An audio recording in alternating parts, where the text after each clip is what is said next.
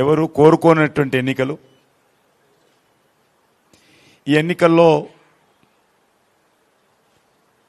3 ప్రధానంగా రాజకీయ పార్టీలు పోటీ పడుతున్న విషయం మనకందరికీ తెలుసు. భారతీయ జనతా పార్టీ సంబంధించినంత వరకు జూబ్లీహిల్స్లో మేము ఎప్పుడు కూడా బీజేపీ తరఫున ఎన్నిక కాలేదు. స్వాతంత్రం వచ్చినప్పటి నుంచి ఇప్పటి వరకు ఎమ్మెల్యేగా జూబ్లీహిల్స్ నుంచి మేము విజయం సాధించలేదు. ముఖ్యంగా గత శాసనసభ ఎన్నికల్లో మా పార్టీ తరఫున పోటీ చేయడం జరిగింది. కానీ ఆ రోజు 2 ప్రధాన పార్టీల మధ్యలే అక్కడ ఒకటి కాంగ్రెస్ పార్టీ అజారుద్దీన్ కానీ, బీఆర్ఎస్ తరఫున స్వర్గీయ గోపీనాథ్ గారు కానీ. కాబట్టి అక్కడ 3rd ప్లేస్లో మేము రావడం జరిగింది. అదే ఎంపీ ఎలక్షన్స్ వచ్చేసరికి ప్రధాన పోటీ కాంగ్రెస్ బీజేపీ మధ్యలో ఉండింది.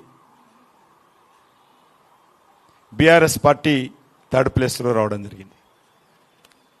కానీ ఇప్పుడు జరుగుతున్నటువంటి ఎన్నికలు ట్రయాంగిల్లో ఉన్నాయి. నేను గత అనేక రోజులుగా కాన్స్టిట్యున్సీలో డోర్ టు డోర్ క్యాంపెయిన్ కానీ, చిన్న చిన్న గ్రూప్ మీటింగ్లు కానీ నేను పాల్గొంటున్నాను. ఓటర్స్లలో ఎక్కడ కూడా స్పష్టత ఇంకా వారికి రాలేదు. ఏవైతే సర్వేలు నిర్వహిస్తున్నారో ఆ సర్వేలు నమ్మకమైనటువంటి సంస్థలు ఏవి కూడా నిర్వహించలేదు. నేను సర్వేలన్నీ కొట్టివేయను, కానీ నమ్మకమైనటువంటి సంస్థలు ఏవి కూడా నిర్వహించలేదు. కాబట్టి నేను ఆ సర్వేలను విశ్వసించడం లేదు. జూబ్లీహిల్స్కి సంబంధించి ఈ ఉప ఎన్నిక మరి ఆ కాన్స్టిట్యున్సీకి సంబంధించి చాలా ప్రాధాన్యత ఉన్నది.